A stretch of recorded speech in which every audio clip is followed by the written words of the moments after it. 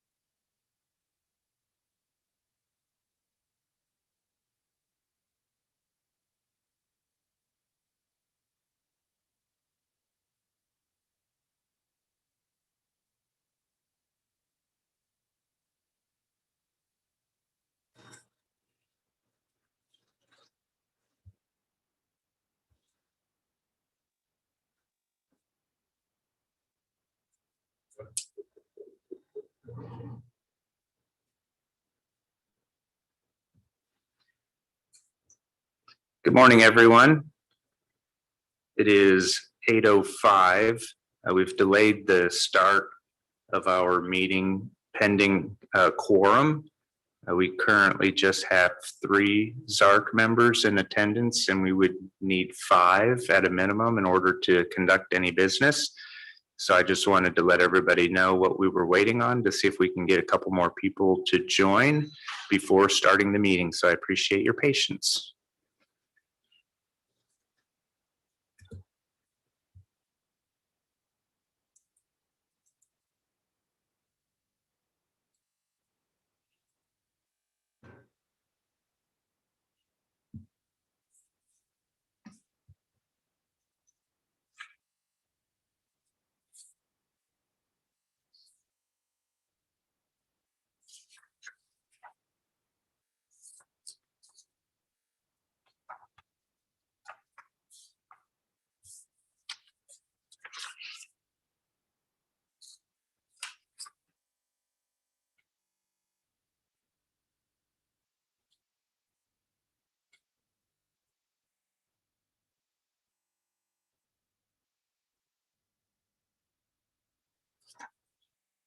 I've received an email from Michael Billig. He is having some difficulty logging on, so I've resent him the link.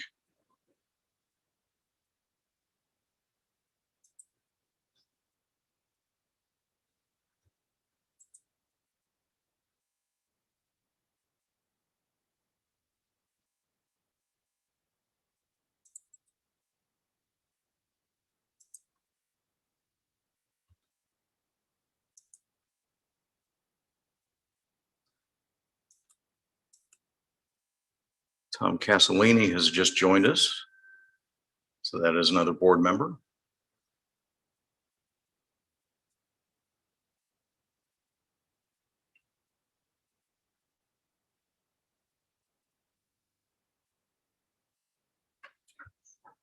Is it actually a property line right there? Mm-hmm. Huh, no kidding.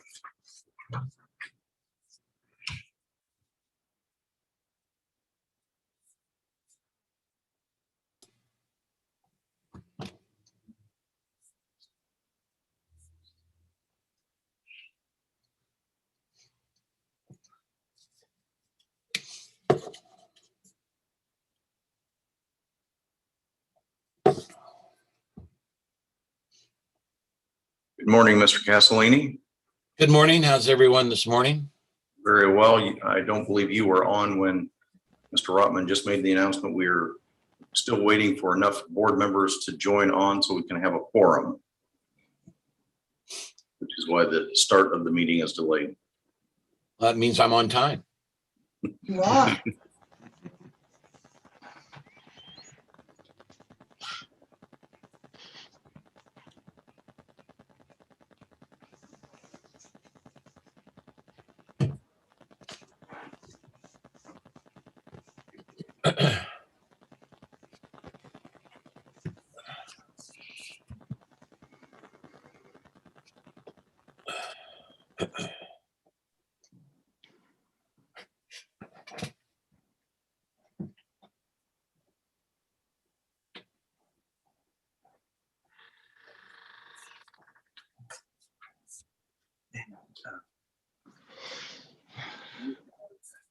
The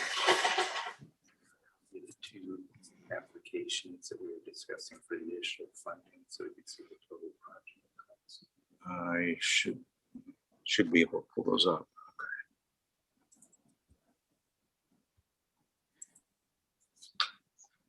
I just want to know what the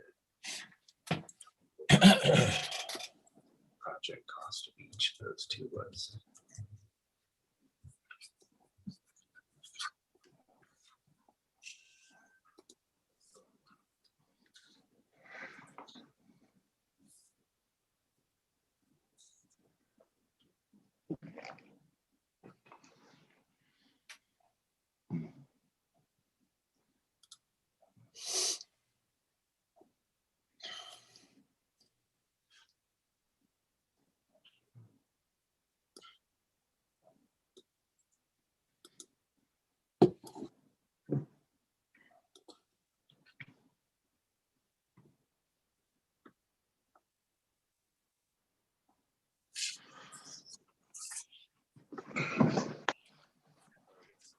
since we have this one as the requested amount, Mhm.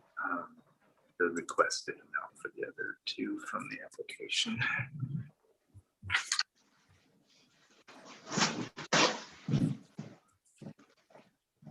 Okay. The Tipsy Mermaid Mhm. was 38,520. That was on their application. If I'm remembering correctly, there was some different math that was provided last month. Yes. Yep. But that was the 38 was the correct amount. Yep.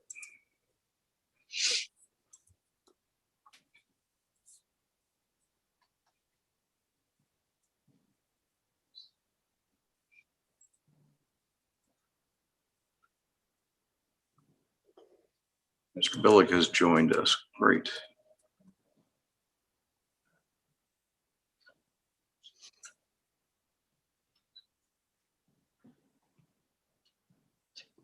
We now have 5 members. And then the co-hatch one. Just a moment here. All right. All right, we now have enough members to get the meeting started. So we will convene today's meeting of the Zionsville Architectural Review Committee. Want to recognize that we have 5 members in attendance at this time, which is a quorum necessary to conduct our business. Next item on the agenda would be the adoption of the agenda. I move Everybody to have- adoption of the agenda. Second. All right. All right, so we have a motion and a second to adopt the agenda. Roger, you want to lead us through the roll call on that? Yes, please. Yes. Mr. Castellini, Aye. Present, yeah. David Roush, Aye.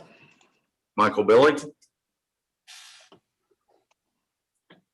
Michael, you may be muted.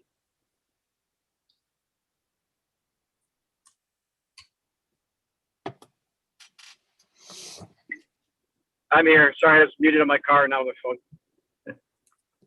Carol Mullet, Aye. Todd Rotman. Aye. Great. The next item of business would be the approval of the minutes from the May 25th, 2021 ZARC meeting. We do not have those available to review at this time, so that will have to get pushed to next month to approve those.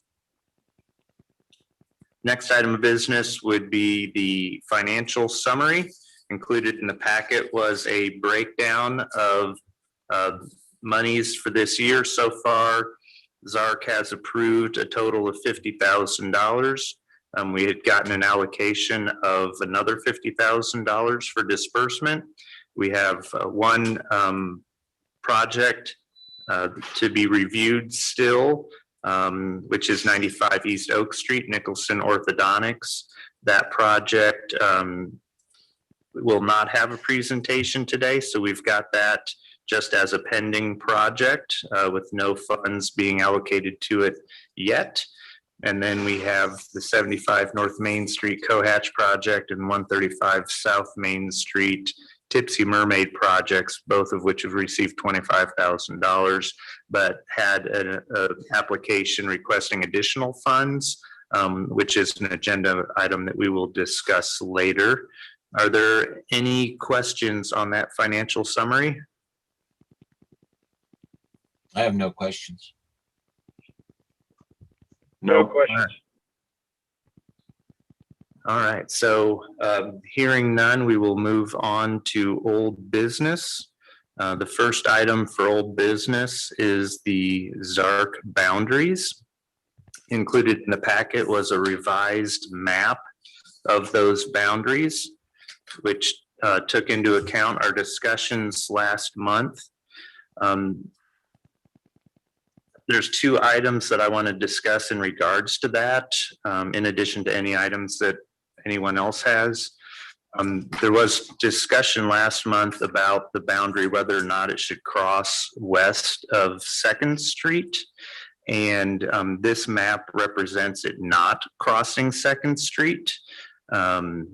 We definitely listen to the neighbors and do not want to encourage further commercial development beyond that point, and don't want this program to look like an incentive to do so. There's one or two commercial uses that are west of this boundary, but if we start zigzagging the boundary around things, I think it opens up interpretations down the road that other buildings that are outside of the boundary could say, hey, you've zigzagged the boundary before, why not around mine? I just think it kind of opens up a can of worms that is not something we really want to get into. If there was a particular commercial building outside of the boundary that we thought was worthy of inclusion, we would have to address that at that time individually, and not show precedent that we really want to extend beyond that boundary. The second item that I wanted to talk about was just south and east of the intersection of Zionsville Road and Eagle Creek, there's a residential property, and it is currently included in the boundary that we have on the map today, so that if it ever was a commercial, it could, be part of the program. However, that's a well-established residence, and I don't necessarily think it's appropriate to include them in this boundary at this time. Obviously, we have the ability to change boundaries down the road, and should that at some point become a commercial building, even at that point, we wouldn't have any say in it because it's not currently a commercial building. So it would have to convert to commercial at some point, and then down the road have to apply for a renovation of that facade, which I just don't see happening anytime maybe ever, or it can't really say ever, but nowhere in the near future. And I think it would create some confusion if we included that in our boundary right now. So those are the two items that I had. I'll open it up for discussion on those items, as well as anything else that anybody else wants to talk about. This is Dave. If you don't mind, I might jump in on a couple of comments. So the intent of cleaning up the boundaries was just to be more definitive. Certainly it's not a land grab or anything like that. And the plan as it currently exists, or the program as it currently exists and has actually been acted on by precedent, is commercial uses in or immediately contiguous to the VBD zoning district. So the line on the map right now, using to talk about Second Street,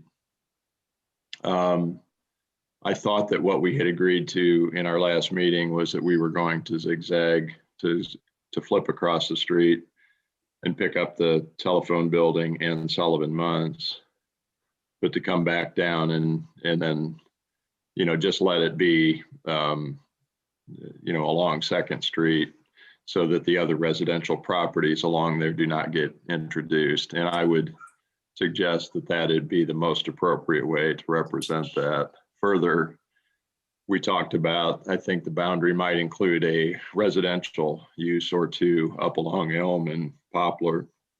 And the question was whether you wanted to zigzag it there or not. So the fact is the program very clearly would not allow the boundary. And then to go to the South Main Street, we can go either way. I think, are you talking about Voil's house? Yes. Yeah. So, I mean, if we wanted to go around that, yeah, either way for the same reasons. But I do. If we're not going to zigzag the boundary on Second Street, then my inclination would be just leave it alone.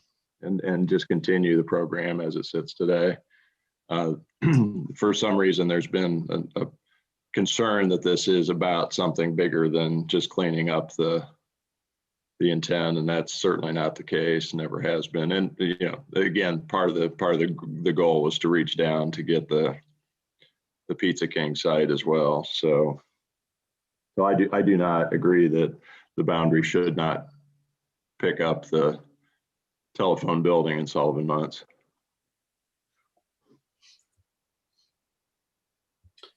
In fact, I kind of agree with Dave, eliminating Sullivan Munts. There's something about it just doesn't seem right, since where the standing it has within the community not to include Sullivan Munts. And as far as Jim Boyle's property is concerned, if we have to zag that out, zag it out. But other than that, I think we need to put this baby to bed. I agree with Tom. Good stuff.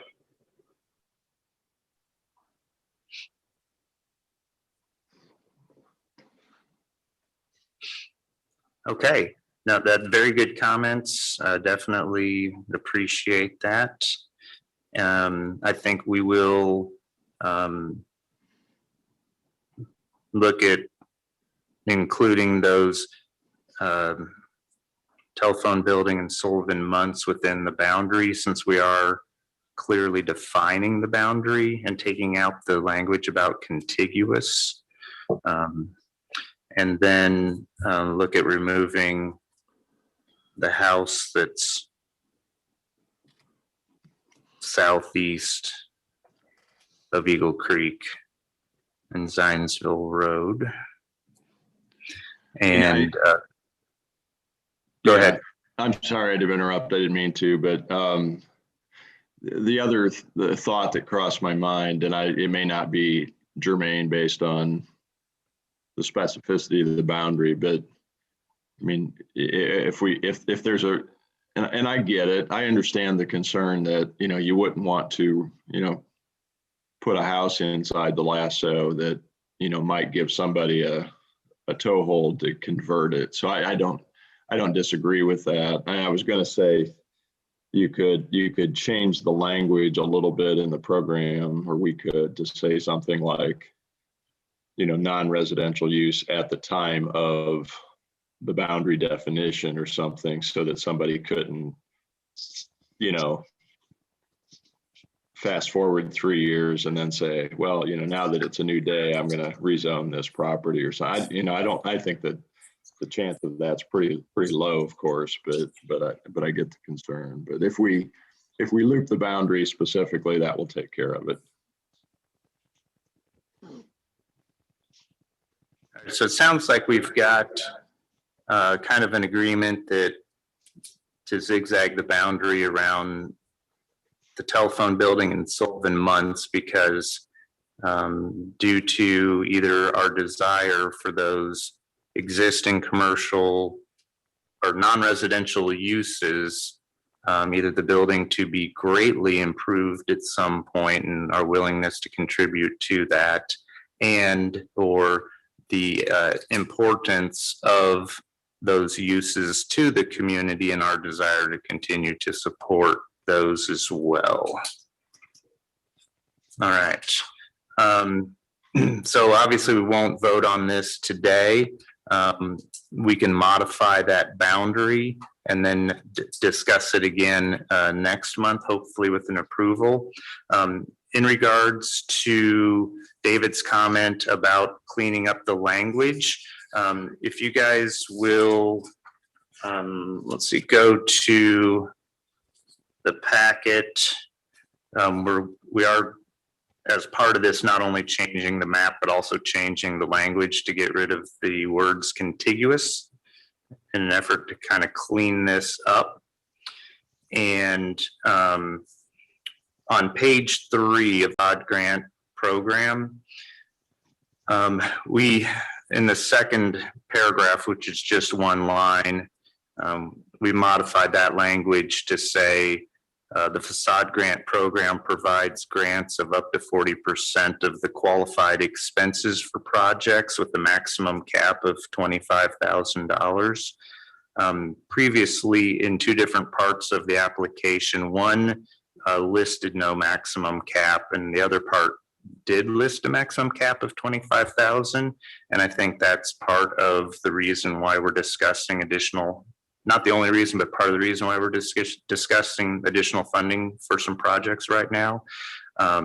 So we're putting the language in here so it's consistent with the maximum cap of 25,000, but obviously there's other language in here that says it's up to our discretion should we want to include more, but it's good for applicants to know that the intent of the program is a maximum cap of 25,000. And then if we go down to the fourth paragraph, the eligibility for the program should initially meet 3 criteria. The first line of that is what we have changed, and it says the rehabilitation project property must be within the boundaries of the facade grant boundary map as depicted on page 8. All existing non-1 and 2 family buildings within the ZARC boundaries are eligible. So in that language, we're saying it's already existing as not 1 and 2 family buildings. So there's no incentive for a project that's currently residential to be included. And then we've changed the language to say, non-1 and 2 family buildings, so that anything that's not a 1 or 2 family residence already would be eligible. And so those are items I wanted to discuss today too, so that we can get that language to a point where everybody's comfortable with it and we could vote on it hopefully next month. I am good with that. I think that's excellent. Yeah, I agree. I'm fine with that. All right. Very good. All right. So we'll modify these documents for review next month and further discussion. There are public in attendance, and so we'll open it up to any public comment on it. If anybody would like to speak. For those that are viewing the meeting online, if you would raise your hand if you want to speak, you can do that by going to the bottom of your screen and clicking on the tab that is noted as raise hand. You will be recognized at that time.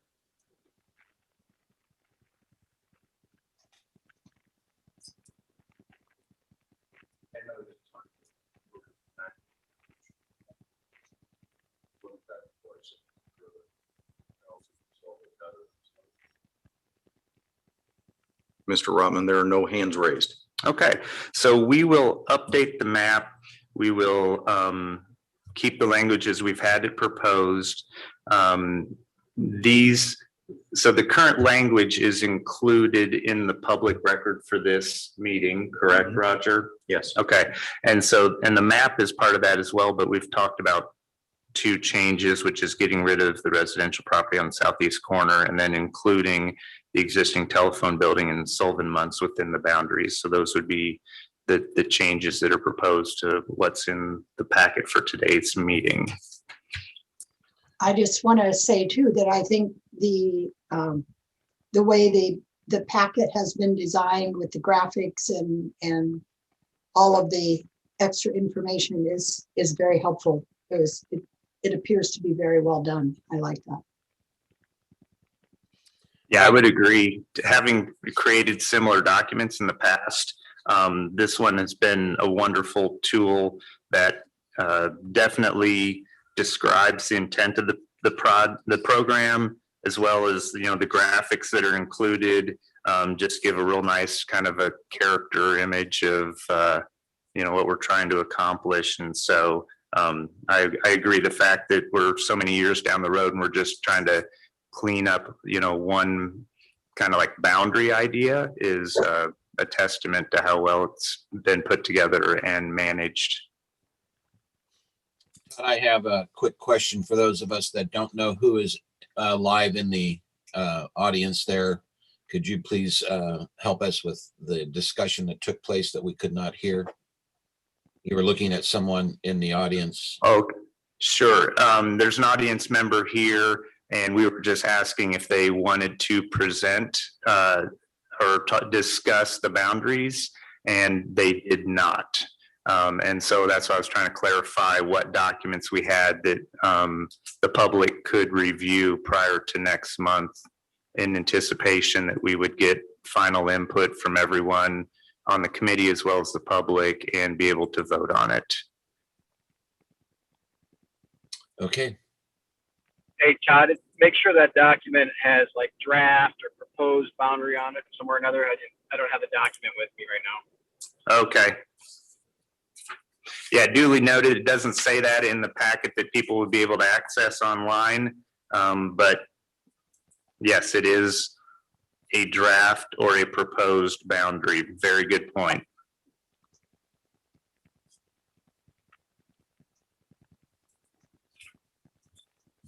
All right, seeing no other hands raised on that item, we would move on to the additional funding for 75 North Main Street and 135 South Main Street.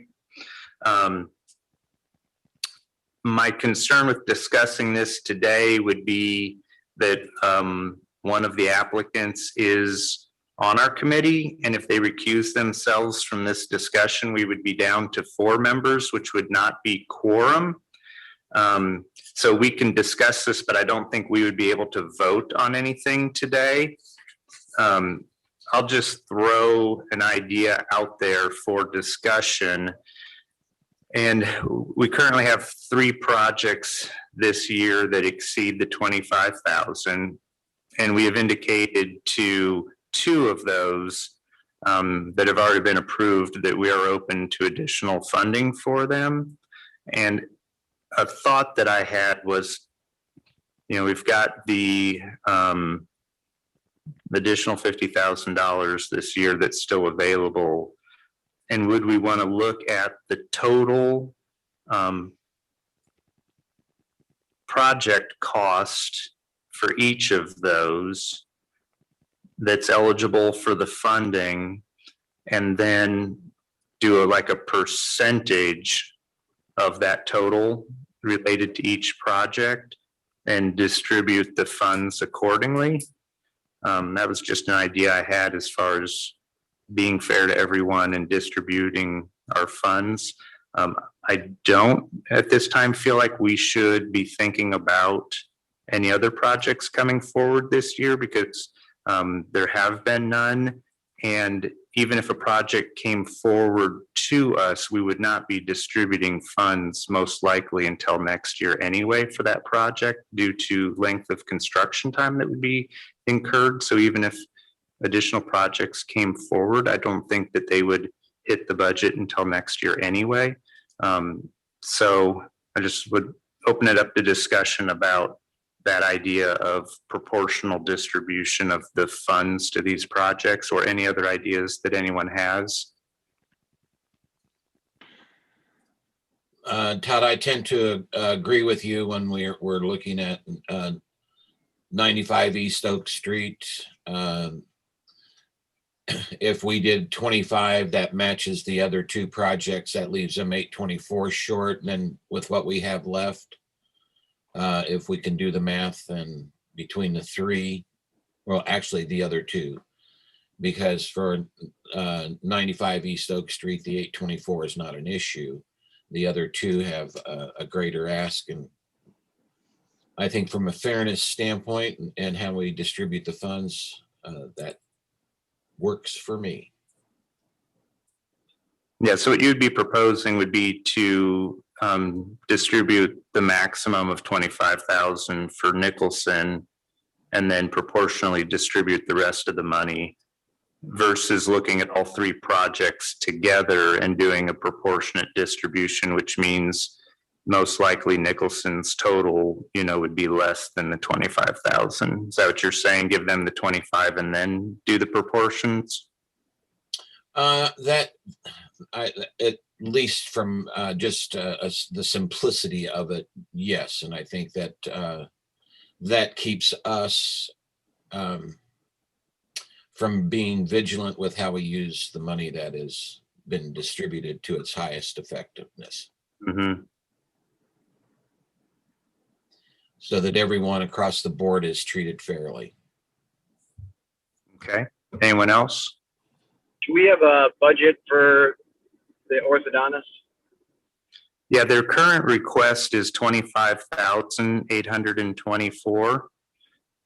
And so sticking with the maximum cap of 25, and to be similar to what we did to the other projects, we would set them at 25, the maximum cap. Yeah, I like that idea, Tom. 25, 25, 25, and then divvy up the other 25 based on percentage, like you said, Todd. It's a good idea. This is Dave. I would just like the minutes to reflect that I've recused myself from this conversation. Great, thank you, David. Mhm. I think that sounds like a good plan. This is Carol. My one question would be, do we expect that the orthodontics will be approved and be able to do what they're planning to do in time to receive that money this year? Or if not, can we carry their 25,000 from this year over to next year? I know there've been some issues with that before. Yeah, so I can't speak to what their construction timeline might be, but if there's two things. One, obviously they need to get all their other approvals through the town before it can become an actual project. And then you've got the construction timeline as well. But if they were to get their all approvals necessary for it to become a real project through the town, and we then would review the project and vote on an allocation. And if we approved the 25,000 and they did not complete construction by the end of this year, then we would be able to hold that money for them for distribution next year. Okay. I just wanted to make sure that was part of the consideration, that we could still be sure that they would be funded. Yeah, we would encumber that money to next year for them. Yep. If I can add a little clarification on the timeline that they are looking at for their different approvals. They are scheduled to go before the Board of Zoning Appeals on July 7th. And again, the variance that they are requesting is a reduction in the required off-street parking. They currently, on their site plan that has been submitted for consideration, they are showing 7 off-street parking spots, which are on the property, and they are required to provide 15. Now, they don't have to provide all 15 on site. So let me back up. They're showing 6 on the site plan. They're required 15, so they are short 9 parking spots. The requirements are not that they have to provide those remaining 9 on site. The requirement is that they have to provide those remaining 9 somewhere within the village, within 300 feet of the structure. And they have not been able to demonstrate that they're going to be able to do that. So therefore they are requesting a variance to reduce the number of required off-street parking spaces from the required 15 down to the 6 that they currently are depicting on site. Should that be approved by the BZA, it will then move forward to the Plan Commission for development plan approval, which will be held on July 19th, I believe, the regular meeting of the Plan Commission. So they possibly could have both approvals from the BZA and from the Plan Commission before next month's ZARC meeting, which would allow you then to move forward with full intentions of what you would like to do at that time. So I just provide that as kind of a timeline as to what is possible. It is also possible that there may be a continuance, but best case scenario, they could have both approvals by next month's ZARC meeting. Great, thank you, Roger. All right, so we obviously, we can't vote on this, but I think we've got an idea of how we would vote on this next month with $25,000 to Nicholson and then a proportionate distribution of the remaining $25,000 to the other two projects that have already been funded. Any other discussion before we move on? No, thank you. I think it was a good discussion. Great. All right. Hey, Todd, I got one administrative item. You guys may have talked about it. Meeting minutes. Is somebody taking meeting minutes? Because I'm not taking them. Just heads up. I am making notes, so I can handle. Officially, I guess I'm taking meeting minutes. I've got it. I appreciate if you could write them down, because I'm not doing anything right now. Yep. You got it. Documenting it. Thank you. Mm-hmm.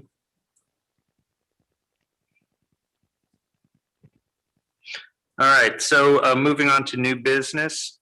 I'm not aware of any new business items. Is anybody else aware of anything? Nothing. It's not necessarily new, but I just noticed there was a question in the chat. I don't know if someone wants to speak to that. I think we already did, but maybe we should respond. A question where? I'm sorry. In the chat along the side, if you hit chat, there was a question from Michael Seacrest to panelists. I'll be glad to read the question for the group. Mr. Seacrest asked, is there a place to read a review on why this quote unquote rezoning is being done? It certainly sounds like the rezoning is to take over the homes and make them into businesses at some point, just like they were doing in Westfield. I believe this is in reference to the discussion that was being had regarding the ZARC boundary map. Would you like to respond, or would I? Yeah, I can do a response to that. The program. Hey, Todd, can I interrupt? Oh, yes. Sorry, I'm sorry to interrupt, but Roger, you might ask the applicant or the questioner, but it feels like it's more about Nicholson. That question sounded like it was more about your discussion on Nicholson pursuing the parking variance. Maybe I'm wrong. David, I understand why you might say that. The question came in before the discussion with Nicholson, and Mr. Seacrest has added, this is not about the parking. So all right, that's fine. Sorry. Okay, proceed. Just to follow up, we answered that question earlier in the meeting. That this has nothing to do with residents. It has nothing to do with Westfield. It's simply a boundary that we have put together for the Zionsville business district. Yeah, I think so. First, since we are done discussing the additional funding for the co-hatch, I do want to note on the record that David Roush has rejoined the meeting for discussions. So the Zionsville Architectural Review Committee distributes grants for improvements to facades for non-residential properties only. We are not a zoning board or deal with zoning in any way whatsoever. We look at the building only. We do not look at zoning. Currently, as stated in the packet today, prior to us making any changes, it says it includes not only buildings within our boundary, but also contiguous to the boundary, which leaves it open to a lot of interpretation and possible expansion of commercial uses into residential areas. So our goal is to clean up that boundary and to get rid of the language that says contiguous to, so that we stay completely within that boundary and that we do not impact the residences. And so I think that our intent with all of this would be in line with the comment about not encouraging expansion of commercial into the residential areas. I think trying to control that is one of the items that we are trying to do by changing the language and clearly defining the boundary.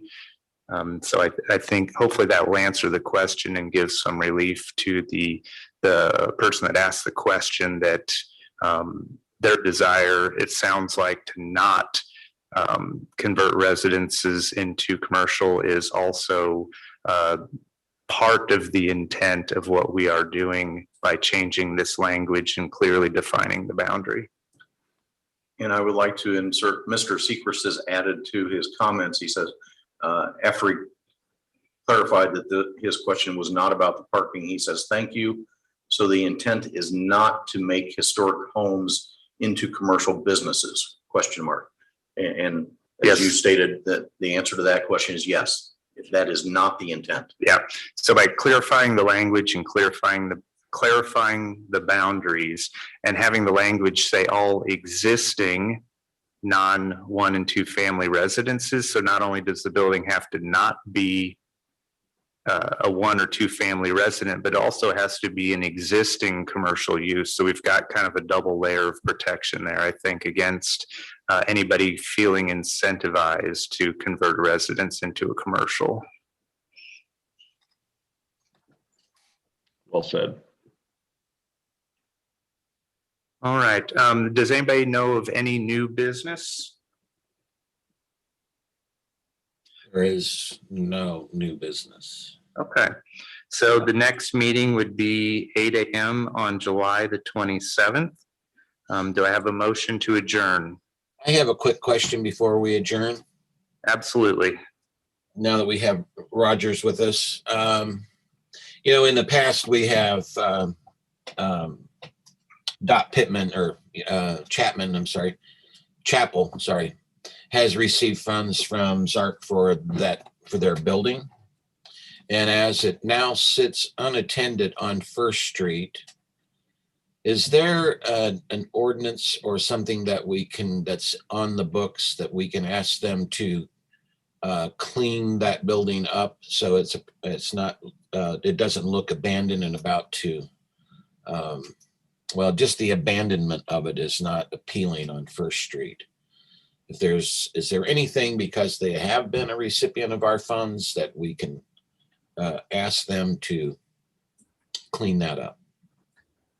Can you clarify which building you were speaking of again? Yeah, it's the old Noah Grant's building, Oh, where Noah Grant's restaurant used to be. the one that had the fire. Yes.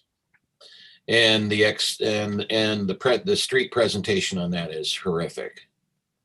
And it's not been cleaned for years since the fire. And at some point in time, I think that that needs to be addressed either by, if there's an avenue through ZARC, or if there's an avenue through the town for that building to be cleaned up.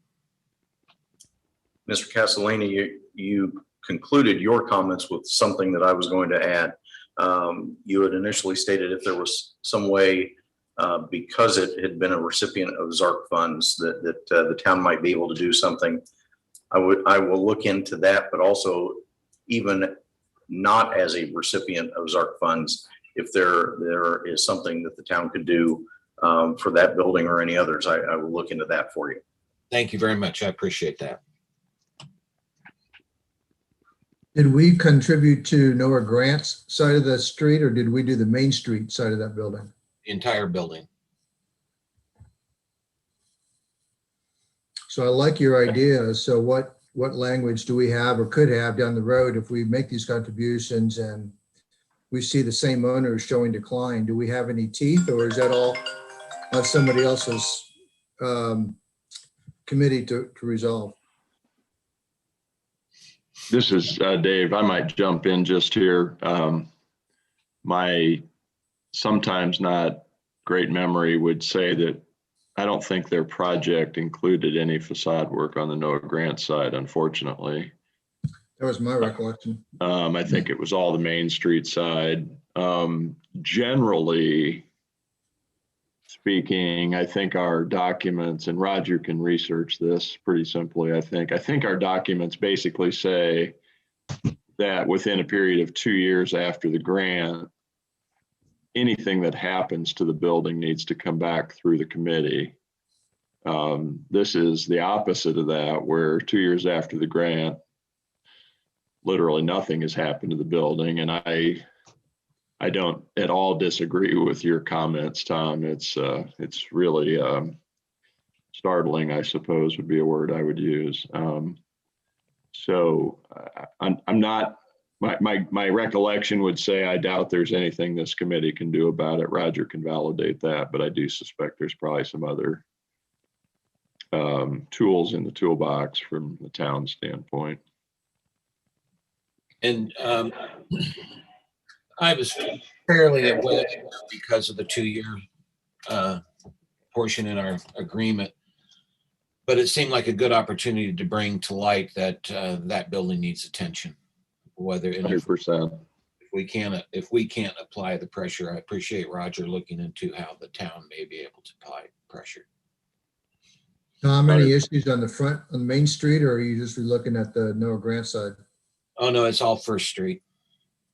Main Street's awesome.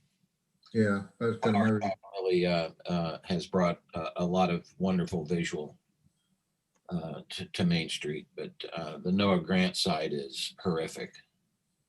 Yeah, it looks like alley material. Yeah, well, it looks like abandoned on First Street. Yeah, it's not good. But thank you, Todd, for taking the time to let me to speak on that. And so I will move to adjourn the meeting.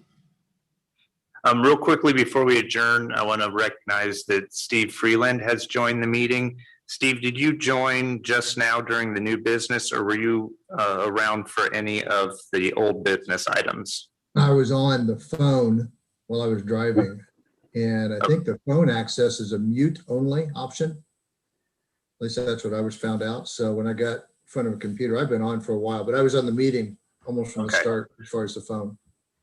Okay, great, thank you. So I've got a motion from Tom Castellini to adjourn. Do I have a second? Yeah, I'll second it. Great. Roger, do the roll call. Mr. Rotman, Aye. Mr. Castellini, Aye. Mr. Roush, Aye. Mr. Billig, Aye. Mr. Freeland, Aye. Ms. Mullet, Aye. All right, that motion carries. Meeting is adjourned until next meeting, July 27th. Thank you. Thank you, Todd. Sure. Thanks, Todd. Have a great day. Ciao, ciao.